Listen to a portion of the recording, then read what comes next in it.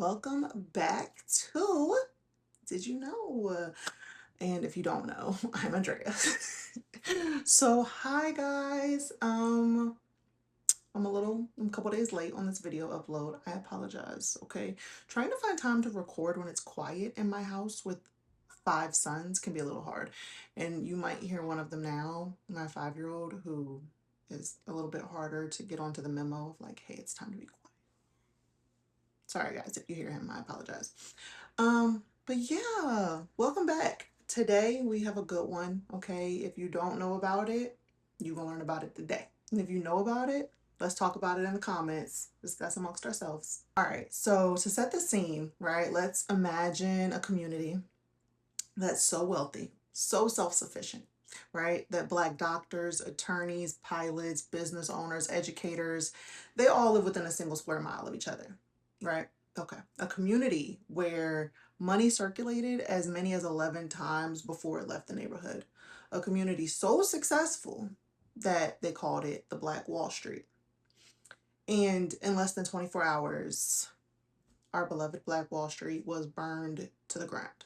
So, this Black Wall Street was in Greenwood, which is a district in Tulsa, Oklahoma. It emerged in the early 1900s as a sanctuary for Black Americans escaping Jim Crow violence in the South.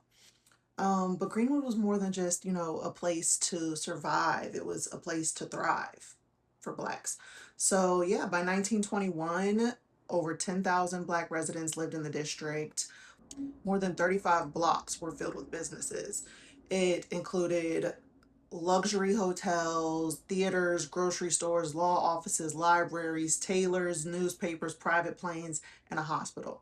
Okay, this was a very booming, self-sufficient Black neighborhood.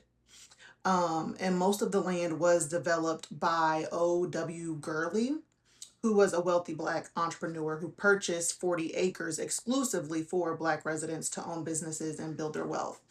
Greenwood became one of the richest Black communities in the United States, actually, and sort of became a symbol of possibility during a time when opportunities for Black Americans were scarce, right? Like,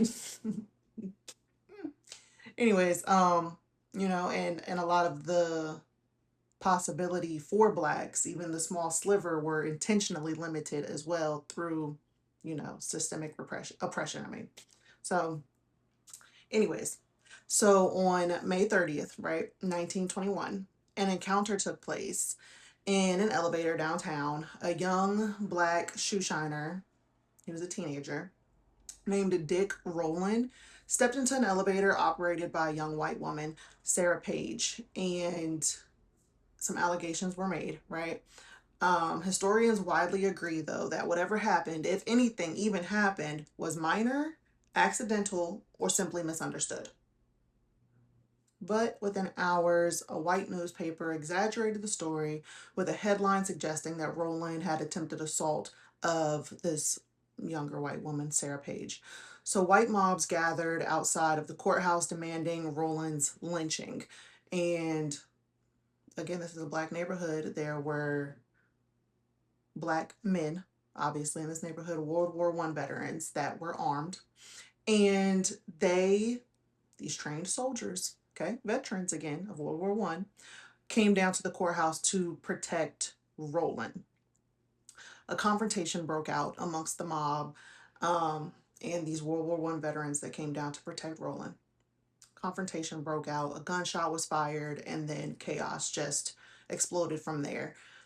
And honestly, what followed from there was not a riot, it was a coordinated attack, because throughout the night of May 31st and into June 1st, white mobs flooded into Greenwood, okay? Homes and businesses were looted, burned, destroyed. Black residents were beaten, arrested, and in many cases killed. Eyewitnesses report planes, y'all, planes dropping explosives from the air, making Tulsa one of the only American cities bombed from above. So by the end, 35 to 40 blocks were completely destroyed. As many as 300 Black residents were killed. Of course, the official numbers have been historically lower because there was a mass cover-up of this, but researchers are now recognizing the true total was much higher as they've begun searching for these mass graves um, around the Greenwood district. Over 8,000 people were left homeless. Property damage exceeded $1.8 million in 1921 dollars, which translates to today more than $30 million of property damages. Black Wall Street was completely gone. After the massacre, the city of Tulsa did not help rebuild. Insurance companies refused payouts, stating that damages were due to riots. Mass graves were rumored, but they were ignored for nearly a century. Survivors received no compensation. Schools avoided teaching it. Newspapers even erased the articles that they had at the time about this event. They had those articles erased from their archives. So for decades, it was intentionally hidden from American history. Only in recent years have efforts begun to uncover these mass graves, create memorials, and acknowledge what actually happened in the Greenwood district of Tulsa, Oklahoma. The Tulsa Race Massacre is not just an event from the past, right? It quite literally shaped generational wealth, racial inequality, and U.S. history in ways that are still felt today. And it's a deep reminder of how powerful Black communities have been, how violently they were targeted, and why historical truth matters. Understanding the destruction of Black Wall Street means understanding the power that Black Wall Street held and why its legacy must be remembered. If you found this video powerful or just simply eye-opening, please consider giving me a like, share, comment, subscribe, whatever. Engage however you see fit.